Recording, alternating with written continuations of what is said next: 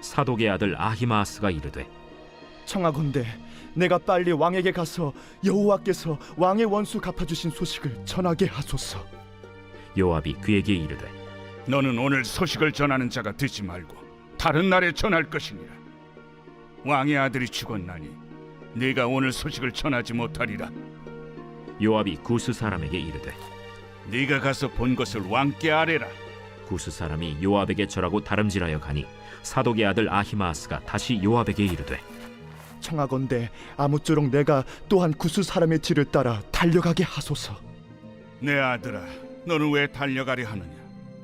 이 소식으로 말미암아서는 너는 상을 받지 못하리라. 하되 그가 한사코 달려가겠노라 하는지라. 요압이 이르되 그리하라. 아히마아스가 들길로 다름질하여 구스 사람보다 앞질러 가니라. 때에 다윗이 두 문 사이에 앉아 있더라. 파수꾼이 성문 위층에 올라가서 눈을 들어보니 어떤 사람이 홀로 달려오는지라. 파수꾼이 외쳐 왕께 아뢰매 왕이 이르되 그가 만일 혼자면 그의 입에 소식이 있으리라. 할 때에 그가 점점 가까이 오니라. 파수꾼이 본즉 한 사람이 또 달려오는지라. 파수꾼이 문지기에게 외쳐 이르되 보라! 한 사람이 또 혼자 달려온다! 그도 소식을 가져오느니라. 내가 보기에는 앞선 사람의 다름질이 사독의 아들 아히마아스의 다름질과 같은 이이다. 그는 좋은 사람이니 좋은 소식을 가져오느니라. 아히마아스가 외쳐 왕께 아뢰되 평강하옵소서. 왕 앞에서 얼굴을 땅에 대고 절하며 이르되 왕의 하나님 여호와를 찬양하리로소이다.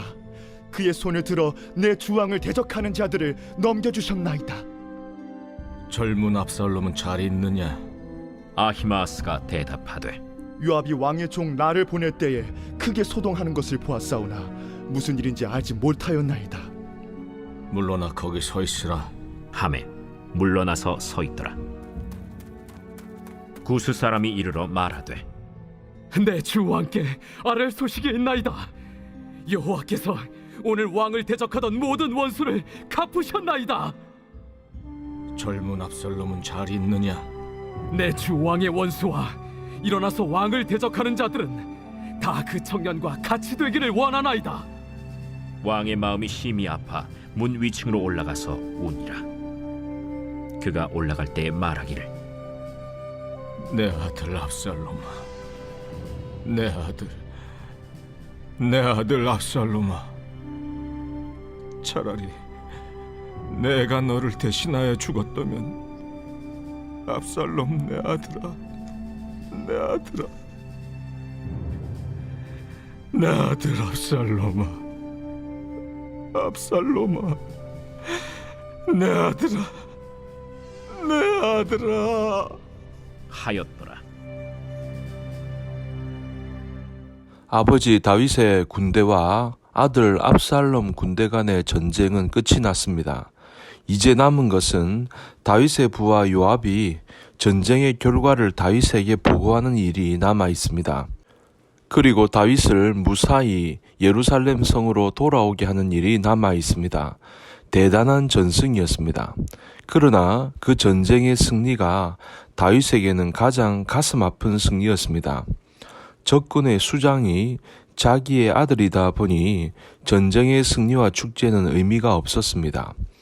다윗은 자신의 아들이 죽었다는 소식을 듣고 나서 내 아들 압살롬아, 압살롬 내 아들아, 내가 너를 대신하여 죽었으면 더 좋았을 걸 하면서 통곡을 한 것입니다. 그런데 여러분, 오늘 본문을 보니까 전쟁을 끝내고 승리를 거두었을 때에 그 승리를 전하고 싶은 사람이 있었습니다. 아주 젊은 사람, 아히마아스라는 사람이었습니다. 그는 제사장 사독의 아들로 젊은 사람이고 달리기에 자신이 있었습니다. 전쟁터로부터 다윗 왕이 있는 마하나임 성까지는 5km 정도 되는데 자신 있게 단숨에 달려갈 수 있는 그런 곳이었습니다. 그래서 아히마아스가 자신이 다윗에게 가서 전승의 소식을 전하겠다고 한 것입니다. 그러나 요압 사령관은 아히마아스를 전령으로 보내는 것이 그렇게 내키지 않았습니다. 젊은 사람이라 열정이 있지만 전승의 소식을 전할 때 지혜롭게 전할 수 있겠는가? 칼로 쑤시듯 마구 이야기를 해버리면 다윗에게 굉장히 상처를 줄 텐데 저 청년을 보낼 수 있을까 마음에 부담이 있었습니다. 과거에 사울 왕이 죽었을 때에 그 현장에 있었던 사람이 다윗에게 달려가서 자기가 사울 왕을 죽였다고 하면서 소식을 전했을 때 그 전령을 죽인 적이 있었습니다. 또 사울 왕의 아들 이스보셋이 정권을 잡고 있을 때 그의 목을 잘라가지고 다윗 왕이 기뻐할 거다라고 생각해서 보고했던 그 전령을 그 자리에서 처형했던 적이 있습니다. 요압은 그런 역사를 알고 있기 때문에 젊은 아히마아스가 앞뒤를 가리지 않고 막 달려가서 아들 압살롬의 전사의 소식을 전하면 어떻게 될까? 혹시나 죽지는 않을까? 아히마아스가 소식을 전하는 것이 마음이 내키지가 않았습니다. 그래서 요압이 그 아히마아스를 전령으로 보내지 않고 구스 사람을 전령으로 보내기로 결정했습니다.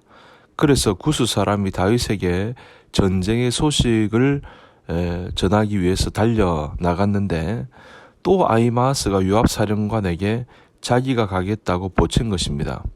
구스 사람을 이미 보냈는데 또 아히마아스를 전령으로 보낸 것입니다.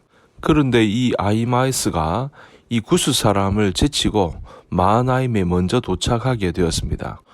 다윗이 아히마아스가 전장에서 도착한 것을 보고는 이런 생각을 했습니다. 저 사람은 저번에도 좋은 소식을 전했으니 이번에도 좋은 소식을 전할 거다. 그런 생각을 하게 되었습니다. 그래서 좋은 소식을 기대하면서 다윗 왕은 보고를 받으려고 합니다. 아히마아스는 승전 소식을 전했습니다. 그런데 다윗은 승전 소식보다 자신의 아들의 생사가 더 궁금했지 않겠습니까? 그래서 젊은 압살롬은 어떻게 되었는가 물으니까 아히마아스가 뭐라고 대답합니까? 무슨 일인지 모르겠다고 얼버무렸습니다. 그러니까 아히마아스는 그 사실을 알고 있는데도 불구하고 그 사실을 대충 보고를 한 것입니다. 그 다음에 구스인 전령이 이제 왔는데 왕에게 보고를 합니다. 어떻게 보고를 합니까? 31절에 보니 아주 지혜롭게 대답을 합니다. 여호와께서 오늘 왕을 대적하던 모든 원수를 갚으셨나이다. 그러니까 이 구스인이 다윗 왕에게 보고를 하는데 마음의 준비를 할 시간을 준 것입니다. 압살롬을 바로 언급하지 않고 원수를 갚으셨다고 말한 것입니다. 또 다윗이 아들은 어떻게 되었느냐고 물으니까 32절에 뭐라고 대답합니까? 내 주 왕의 원수와 일어나서 왕을 대적하는 자들은 다 그 청년과 같이 되기를 원하나이다. 그렇게 대답을 했습니다. 아들 압살롬이 상수리 나무에 걸려 죽었다는 말도 안 하고 그 위에 돌 무더기를 쌓았다는 말도 안 합니다. 왕의 아들이 어떻게 되었다, 왕세자가 어떻게 되었다 그런 말을 안 하죠. 다윗 왕의 충격을 최소화하기 위해서 아들의 죽음에 대한 충격을 완화하기 위해서 넌지시 보고를 한 것입니다. 다윗은 그 말을 들었을 때에 그것이 무엇을 의미하는지 알아들었습니다. 그래서 다윗이 통곡을 하게 됩니다. 오늘 우리는 중요한 교훈 하나를 얻게 됩니다. 아히마아스는 달리기에 자신이 있었고 열정도 있었고 왕에게 빨리 달려가서 소식을 전하고 싶은 갈망도 있었습니다. 그러나 이 아히마아스에게는 지혜가 없었습니다. 메시지를 전할 때는 어떻게 전해야 하고 무엇까지를 전해야 하느냐 그런 부분에 대한 지혜가 부족해서 요압 사령관이 그를 신뢰하지 못했습니다. 그러나 반면에 구스 사람은 아주 지혜로웠습니다. 다윗 왕이 아들의 죽음으로 인해 상처받을 것을 생각하니까 가능한 한 최소화하도록 만들었습니다. 압살롬이 죽었다는 것을 짐작하도록 만든 것입니다. 그래서 다윗 왕이 그 소식을 듣고 나서 누구의 목을 치는 일이 없도록 만든 것입니다. 여러분, 이게 지혜입니다.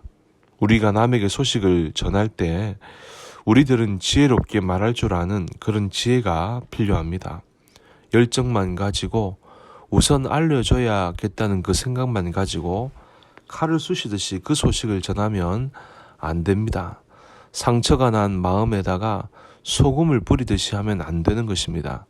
잠언 25장 11절에 보니까 경우에 합당한 말은 은쟁반의 금 사관이라. 그러니 오늘 우리의 입술에 파수꾼을 세워서 지혜롭게 말하는 은혜가 있기를 원합니다. 상대방에게 상처 주는 말을 하는 것이 아니라 지혜롭게 말할 줄 아는 그런 지혜가 필요한 줄로 믿습니다.